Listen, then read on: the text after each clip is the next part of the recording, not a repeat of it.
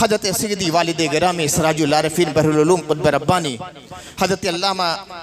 عدید الحق کوثر ندوی قاضی چشتی نظامی رحمۃ اللہ تعالی علیہ نے جو مناقب اہل بیت لکھی ہے، اس میں ایک باب حدیث ثقلین کے نام سے لکھا ہے، اور بڑی وضاحت کے ساتھ لکھا ہے حدیث ثقلین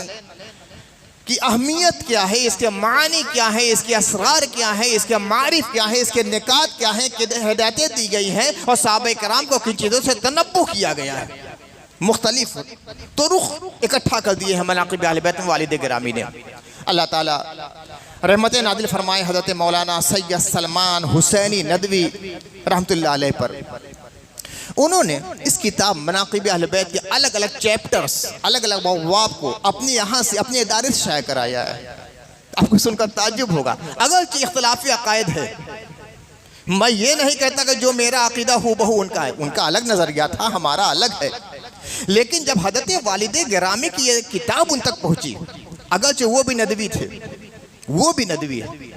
لیکن ایک زمانے تک مجھ سے جو گفتگو ہوئی انہوں نے کہا کہ ایک زمانے تک میں حضرت کے نام سے واقف نہیں تھا، چھپایا گیا خود ندوہ میں والد صاحب کے نام کو، ندوہ میں چھپایا گیا، لیکن جب ان کی کتابیں پڑھیں یا خود میرے گھر جب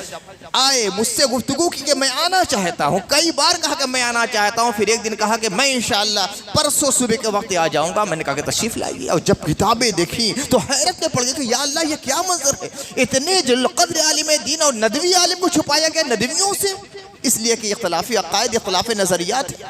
پھر حضرت والد گرامی کی کتاب مناقب اہل بیت کے الگ الگ پارٹس اور چیپٹر اور ابواب کو الگ الگ صورت میں چھپایا۔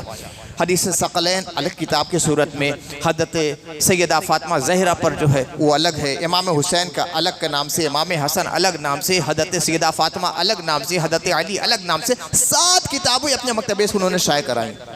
اس سے بڑی بات میں بتلا دوں، حضرت مولائے کائنات پہ جو رسالہ چھپوایا والد گرامی کا، اور حدیث ثقلین پر جو رسالہ چھپوایا، اس پہ جو مقدمہ لکھا ہے، پیش لفظ لکھا ہے، وہ بڑے خاصے کی چیز ہے۔ اس سے یہ سمجھ میں آتا ہے کہ ان کا یہ نظریہ تھا کہ اردو زبان میں اس موضوع پر اس سے بہتر آج تک کوئی کتاب نہیں لکھی گئی، اور حدیث ثقلین پر جب والد صاحب کی یہ تحریر پڑھی تو خود ان کی آنکھیں کھل گئی کہ یا اللہ منظر کیا ہے،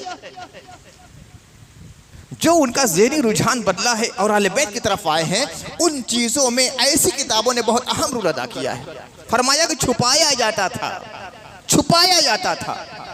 ہم لوگ کی درسی کتابوں میں اولوں کے بارے میں تو پڑھا جاتا ہے، اہل بیت کے بارے میں کیوں نہیں پڑھا جاتا؟ ہمارے مدارس میں نہیں پڑھا جاتا، ہماری نصابی کتابوں میں نہیں پڑھا جاتا، ہمارے سلیبس میں نہیں پڑھایا جاتا۔ حضرت مولانا سید سلمان حسینی ندوی نے بڑی وضاحت کے ساتھ ان چیزوں کو بیان کیا۔